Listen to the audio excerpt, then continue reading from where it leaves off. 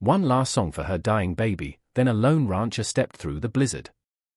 The wind, a ravenous wolf, clawed at the flimsy shelter of fallen pines where Elara huddled, her body a fragile shield against the biting fury of the endless white. Within the curve of her arms, Lyra, her infant daughter, lay terrifyingly still, a porcelain doll kissed by frost. Each shallow breath was a whisper against the storm's roar, a dwindling echo of life. Elara sang, her voice a threadbare melody, cracked with grief and cold, a lullaby woven from despair and a mother's undying love. It was a song for the end, a farewell whispered into the heart of the maelstrom, for she knew, with the chilling certainty of a soul already mourning, that this would be Lyra's final lullaby. The blizzard had erased the world, had stolen landmarks and hope, leaving only the biting cold and the encroaching shadows. Just as her voice threatened to fade entirely, a shape materialized from the swirling snow, vast and dark against the blinding white. A man, weathered as the mountains themselves, his face hidden by a snow-caked hat and scarf, a rifle held loosely in a gloved hand. Elias had been tracking a lost steer, a fool's errand in this tempest, but instinct, or perhaps a sound more profound than the wind, had drawn him to this desolate hollow. He saw the woman, a drift of desperation, and the tiny, unnervingly quiet bundle. His eyes, the color of a winter sky before dawn, took in the scene with a speed that belied his deliberate movements. There was no judgment in them, only a stark recognition of life clinging to its last ember. He didn't speak. Words were useless against such a storm, against such sorrow. Instead, he knelt, the snow crunching softly, and with a gesture that was surprisingly gentle for a man of his harsh exterior, he indicated the bundle. Elara flinched, a cornered animal, but her grip on Lyra did not loosen. He simply waited, a bulwark against the wind. Then, with a slow, deliberate motion, he shrugged off the heavy, sheepskin-lined coat from his own back, the gesture an offering, a promise. The cold bit into him instantly, but he ignored it. He laid the coat open, a warm, dark space in the white wasteland. Elara stared, her frost-rimmed lashes fluttering. For a moment, nothing. Then, a tremor ran through her, a surrender not to despair, but to this unexpected, silent offer of sanctuary. She carefully, tenderly, placed Lyra into the deep, warm folds of the coat, then looked up at him, her eyes vast pools of unspoken fear and a fragile, nascent trust. Elias scooped up the precious burden, the coat enveloping the child like a second womb. He rose, then extended a hand to Elara. She hesitated, then took it, her frozen fingers finding a surprising strength in his calloused grip. He pulled her to her feet, her body swaying with exhaustion. He said nothing, merely turned and began to trudge back the way he had come, forging a path through the deepening snow, Elara stumbling in his wake, tethered to him by the silent, desperate hope for the tiny life he carried. His cabin was a small, dark smudge against the vast, unforgiving canvas of the storm, a haven carved from solitude and timber. Inside, the air was thick with the scent of wood smoke and old sorrows. A fire slumbered in the stone hearth, and he quickly coaxed it back to roaring life. He laid Lyra, still wrapped in his coat, on his own rough cot, the only bed in the single room. Elara sank to the floor beside it, her gaze fixed on the child, her hands clasped as if in prayer. Elias moved with quiet efficiency, ladling broth from a pot kept perpetually warm at the edge of the hearth, offering it to Elara in a chipped wooden bowl. She took it, her hand shaking, sipping slowly, the warmth a painful shock to her frozen system. He said nothing of her past, nothing of the future, only provided the necessities of the present, warmth, food, a fragile shield against the storm that still raged outside, mirroring the one in Elara's heart. Days bled into nights, marked only by the shifting light through the cabin's single, ice-glazed window and the rhythmic cadence of Elias's chores. He moved like a shadow, chopping wood, tending the fire, checking his few animals in the lean-to shed, always ensuring Elara and Lyra were undisturbed. Silence was the language of their shared space, a heavy blanket woven with unspoken anxieties and nascent gratitude. Elara rarely left Lyra's side. The child remained worryingly frail, her breath shallow, a fever clinging to her tiny form like the frost on the window panes.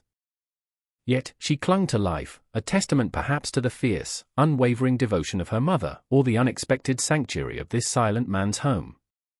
Elara, despite her own weakness, began to assert her presence in small ways. She would meticulously clean the already sparse cabin, mend a tear in Elias's worn shirt with thread pulled from her own ragged hem, her movements economical and precise. She swept the hearth, her brow furrowed in concentration, the simple act a reclaiming of purpose. Elias watched her from the corner of his eye, his initial assessment of her as a desperate creature shifting. He saw not weakness, but a profound, quiet resilience, a spirit unbroken despite the clear evidence of profound suffering etched onto her young face. He saw the way her hands, though chapped and thin, were endlessly gentle with Lyra, the way she hummed soft, wordless tunes when she thought he wasn't listening, melodies fragile as spun glass yet imbued with an unbreakable strength.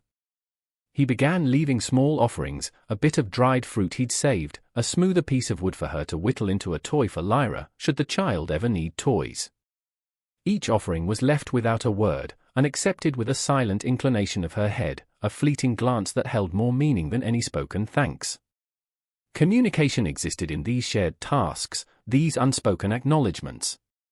When he returned from checking his traps, his face grim with the lack of game, she would ensure the meager stew was stretched further, her thrift a quiet reassurance. When the wind howled with particular malevolence, rattling the very bones of the cabin, their eyes would meet for a fleeting second, a shared acknowledgement of the fragility of their shelter, of life itself. The unspoken agreement was simple: he provided, she endured, and together they willed the tiny flame of Lyra's life to keep burning.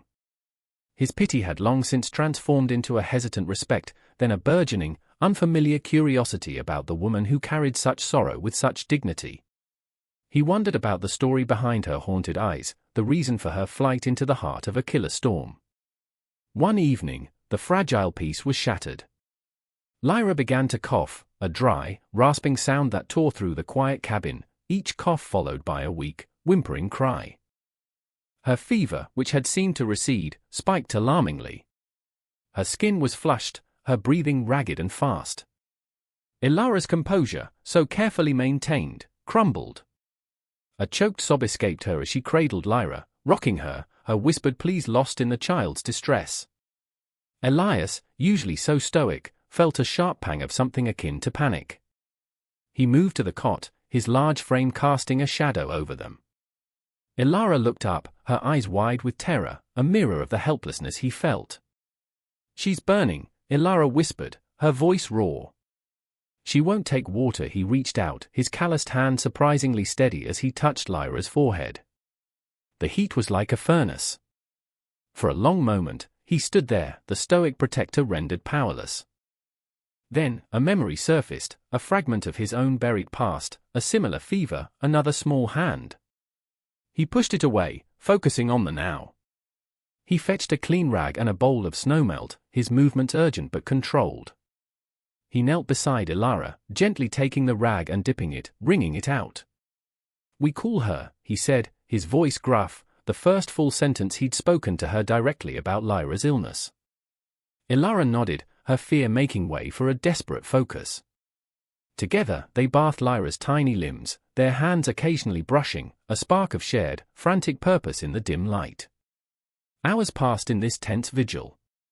As dawn approached, Lyra's breathing eased slightly, the terrible heat in her skin lessening. Exhausted, Ilara slumped against the cot, her eyes still fixed on her daughter.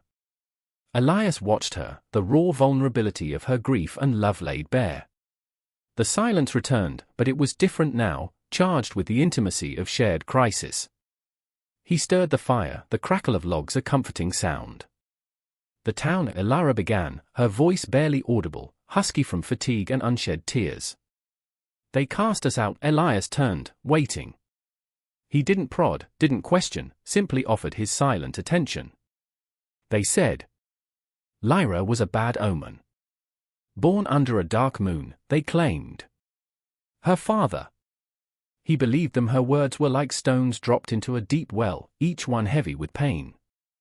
"When she sickened, they said it was proof. They drove us away." Into the storm. She didn't look at him, her gaze fixed on the dancing flames, as if the fire could burn away the shame, the betrayal. Elias's jaw tightened. He knew the cruelty of small communities, the fear that bred such superstition. He looked at Lyra, sleeping fitfully now, a tiny, innocent life condemned by ignorance. He looked at Elara, her shoulders bowed but not broken. His protectiveness, already kindled, now burned with a fiercer, more defined flame. He understood, then, the desperation that had driven her into the blizzard. It wasn't just flight, it was a desperate gamble for survival against a world that had offered her nothing but condemnation. The blizzard finally broke, surrendering to a pale, watery sun. The world outside Elias's cabin was transformed into a landscape of glittering white, beautiful yet treacherous. With the thaw came the slow creep of the outside world. Elias knew their isolation couldn't last. He ventured out more, checking snares, scouting for any sign of his lost steer, his senses always alert. Elara, too, felt the shift. The immediate threat of the storm had passed, but a different anxiety settled in its place. Lyra was still weak, though the crisis had passed, her small breaths a constant reminder of her fragility. Elara spent hours holding her, humming softly, willing strength into her small body.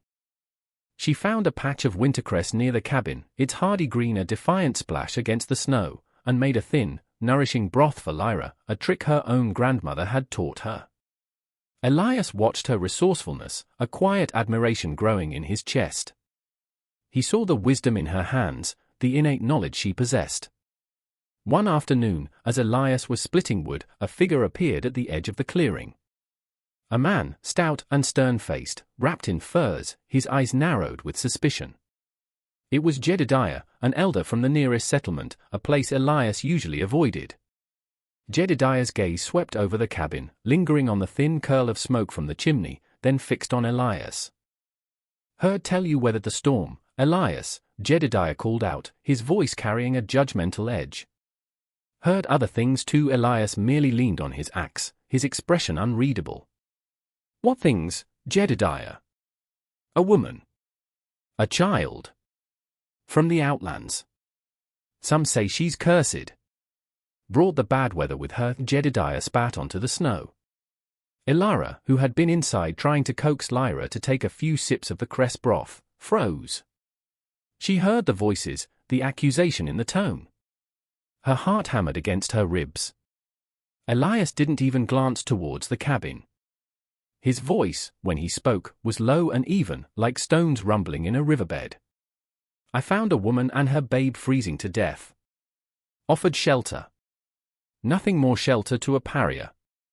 Jedediah sneered. "Her own folk cast her out. Said the child was unnatural. They say she consorts with shadows." Elias's grip tightened on the axe handle. He thought of Elara's gentle hands, her quiet strength, the fierce love in her eyes when she looked at Lyra. Shadows? He saw only light fighting against darkness. "I see a mother protecting her child," Elias stated, his words cutting through the cold air. "If that's consorting with shadows, then the world's gone blind." Jedediah scoffed. "She'll bring trouble, Elias. Mark my words. The community won't stand for it. They're fearful. She belongs back with her own, or further out, where she can't taint decent folk." He paused, his eyes glinting. "Or perhaps she belongs to someone. There was a man asking after a runaway woman with a babe, name of Silas. A hard man. Said she was his." Elara's breath caught in her throat. Silas. The name was a brand seared into her memory. Her husband, the one who had turned on her, who had listened to the whispers and condemned his own child. The one from whom she had truly fled. Elias's posture didn't change, but a dangerous stillness settled over him. "There's no one here by that name, or belonging to any man but herself," he said, his voice dropping to a near growl. "She's under my roof. And under my protection." Jedediah studied Elias for a long moment, seeing the unyielding resolve in the rancher's stance. He knew Elias's reputation, a man of few words, but unshakable when his mind was set. He grunted, a sound of disapproval and grudging retreat. "You'll regret this, rancher. When the trouble comes, don't come crying to us." He turned and trudged away, his dark figure diminishing against the snow, leaving behind a silence thick with unspoken threats. Elias stood motionless until Jedediah was gone. Then he slowly released his grip on the axe, his knuckles white. He turned towards the cabin. Elara stood in the doorway, her face pale, her eyes wide with a mixture of fear and something else, a fragile, astonished gratitude. He met her gaze, his own unwavering. No words were needed. The stand had been made. His silent world had been breached, not by the storm, but by the fierce, protective instinct she had awakened in him. He had drawn a line in the snow, and in doing so, had bound their fates together more tightly than any spoken vow. The uneasy peace that followed Jedediah's visit was short-lived, like the fleeting warmth of the winter sun. Whispers from the settlement drifted towards the isolated cabin, carried on the wind, tales of a cursed woman and a bewitched rancher. Fear, Elias knew, was a contagion, and Silas, the name Jedediah had dropped, lingered in the air like a poisoned promise. He became more vigilant, his rifle rarely out of reach, his nights punctuated by watchful silences. Elara, too, felt the encroaching dread, but it was overshadowed by a fierce, burgeoning hope for Lyra. The child, against all odds, was slowly gaining strength. The wintercress broth, combined with Elara's relentless care and the warmth of the cabin, seemed to be working a quiet magic. A faint bloom of color returned to Lyra's cheeks, her cries growing stronger, her eyes following Elara with a new awareness. This small, precious miracle fueled Elara's resilience, hardening her resolve to protect her daughter, no matter the cost. One evening, as twilight bled purple and gray across the snow-laden pines, the threat materialized. It wasn't the subtle menace of community disapproval, but the raw, brutal force of Silas. He arrived not alone, but with two other rough-looking men, their faces hardened by greed and malice. They rode into the clearing with an arrogant swagger, their horses kicking up plumes of snow. "Elias!" Silas bellowed, his voice coarse and grating. He was a powerfully built man, his eyes small and cruel. "Heard you were keeping something of mine." Elias emerged from the cabin, rifle held loosely at his side. He positioned himself squarely in front of the door, a silent, immovable guardian. "There's nothing here for you, Silas. The woman, Elara. And the brat. They're mine." Silas's gaze flickered with a possessive, predatory light. "Jedediah told me I'd find her here. Playing house with a broken-down rancher." Elara, inside, clutched Lyra tightly, her heart a trapped bird beating against her ribs. She could hear Silas's voice, a sound that brought back a flood of terrifying memories. "She owes me," Silas sneered, dismounting, his companions flanking him. "And I always collect my debts." "She owes you nothing," Elias stated, his voice calm but laced with steel. "She's free. And she's staying." Silas laughed, a harsh, ugly sound. "Free? A woman like her? She's property.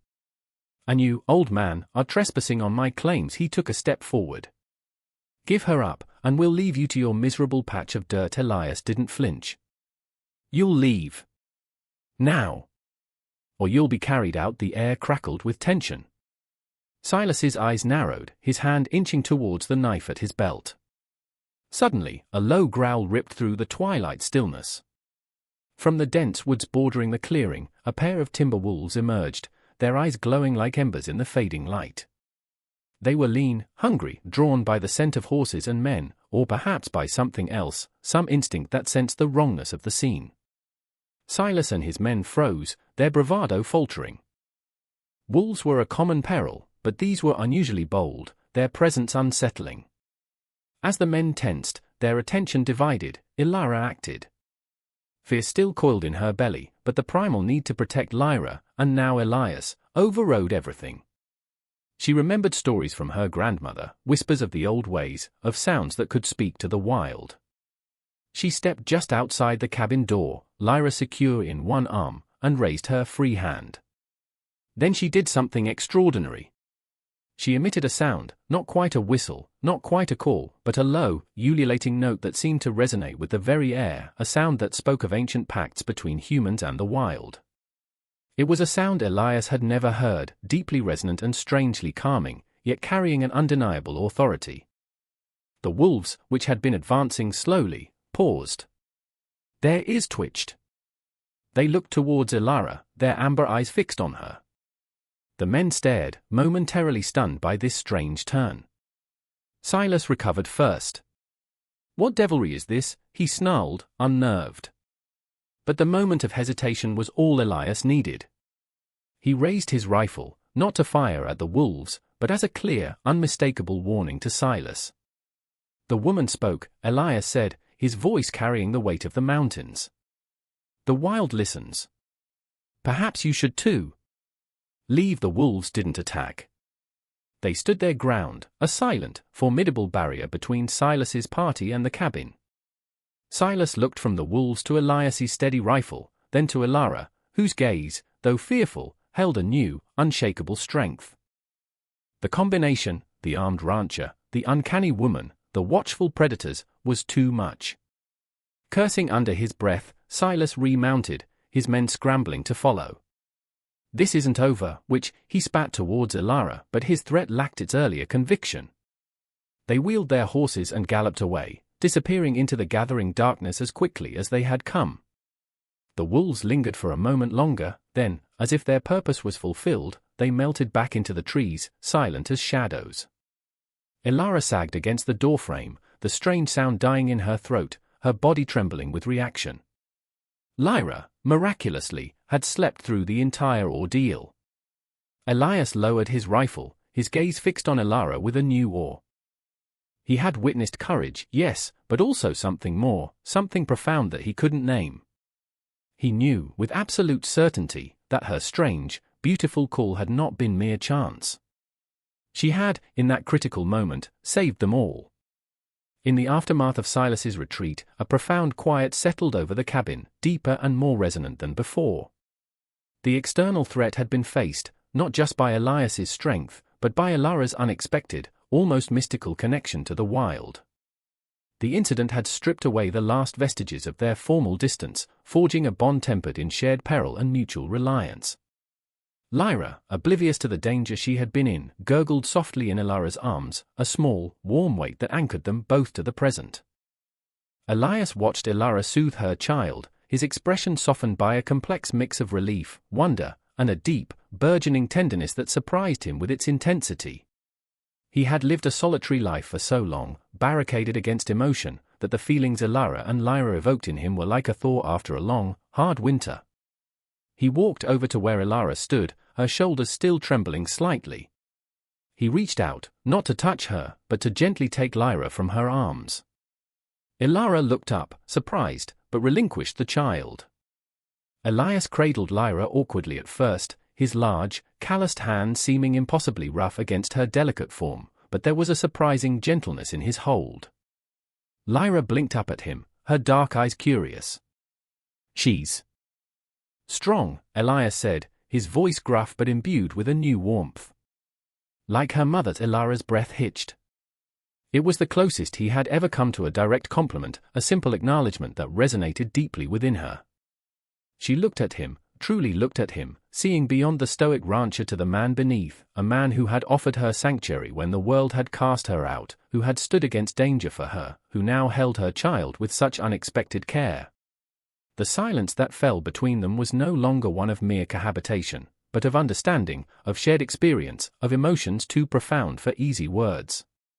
He carefully handed Lyra back to Elara. Then, he did something that spoke volumes more than any grand declaration.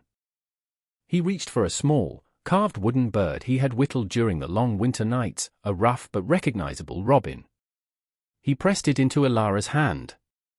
"For the little one," he murmured, his gaze meeting hers, holding it. When she's oldest, Elara curled her fingers around the smooth wood, its simple form a tangible symbol of his care, his acceptance. Tears welled in her eyes, not of sorrow this time, but of a profound, overwhelming gratitude. Later, as the moon cast long shadows through the single window and Lyra slept peacefully in a makeshift cradle Elias had fashioned, Elara sat by the hearth, the wooden bird clutched in her hand. Elias sat opposite her, mending a piece of tack, the silence comfortable, companionable. "Elias," she began softly, her voice hesitant but clear. He looked up, his hand stilling. "This place. You saved us," he merely nodded, his gaze steady. "You don't have to go," he said, his words simple, direct. This cabin. It's small. But there's room. He paused, searching for the right words, words that had long been buried under layers of solitude and grief. You belong here, Ilara. Lyra too. If you'll have it, it wasn't a proposal of marriage in the conventional sense, not a declaration of flowery love, but something far more profound. It was an offering of permanence, of shared life, of family. It was an invitation to transform a shelter into a home. Ilara looked at him, at the quiet strength in his face, the sincerity in his eyes.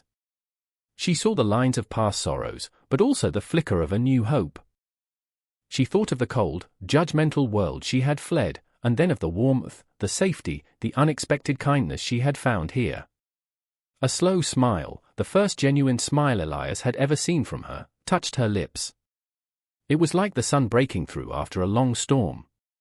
Yes, she whispered, the word carrying the weight of all her hopes, all her dreams for Lyra, for herself. Yes, we will, and in that simple affirmation, their unspoken agreement transformed into an unbreakable covenant, a quiet promise of a shared future, built not on grand pronouncements, but on the solid bedrock of courage, resilience, and a love that had blossomed in the most unlikely of seasons. Years passed, flowing like the river that wound its way through the valley below Elias's ranch. The small cabin, once a stark outpost against the wilderness, transformed. An extension was added, built by Elias's strong hands with Ilara's thoughtful planning. A garden flourished where once only snowdrifts had lain, vibrant with vegetables and herbs, Ilara's knowledge of plants coaxing abundance from the stubborn soil. Lyra, no longer a fragile infant, was a bright-eyed child, her laughter echoing through the meadows where she chased butterflies, the wooden robin Elias had carved for her a treasured companion. She had her mother's resilience and her father's quiet strength, for Elias had become her father in every way that mattered. He taught her the names of the constellations, the calls of the birds, the ways of the land. Ilara, once the outcast, the witch, became a figure of quiet respect in the small, scattered community. Word of her skill with herbs, her gentle way with sick animals and sometimes even sicker children, had spread. People who had once whispered about her in fear now sought her out, their initial apprehension replaced by gratitude and a grudging admiration. Jedediah, grayer now, would occasionally stop by, not with accusations, but with a gift of smoked fish or a query about a ailing cow, his earlier prejudice softened by time and the undeniable evidence of the good Ilara brought to their small corner of the world. Silas was never seen again, a dark memory faded by the light of their new life.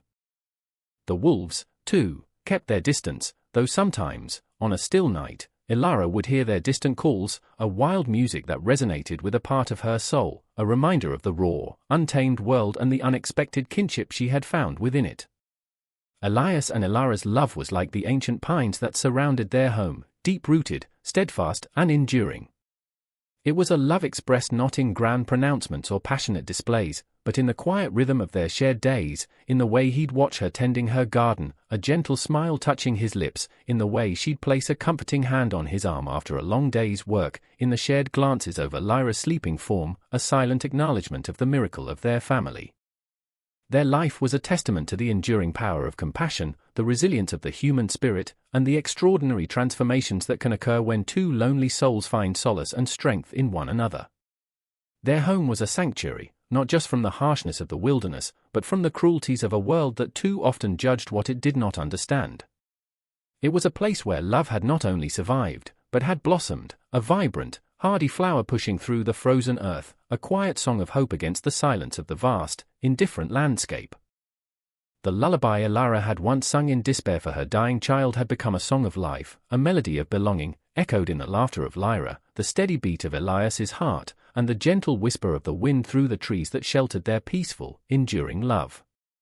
When the world turns its back, when the storm rages and all hope seems lost, where do you find the courage to sing one last song? Is it in the defiance of a roar, or in the gentle persistence of a whispered lullaby?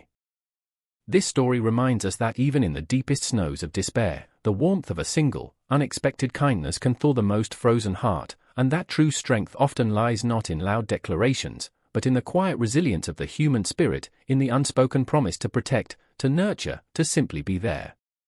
What storms are you facing, and where might an unexpected hand reach out, or where might your hand be the one to offer shelter? The greatest miracles often begin with the smallest acts of courage, the quiet decision to step through the blizzard.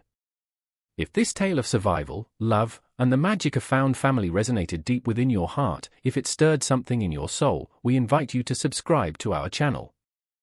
Join us for more stories that explore the depths of human connection, the endurance of hope, and the quiet power of love to transform even the most desolate landscapes into sanctuaries of the heart. Click that subscribe button, and let us continue to share these journeys with you.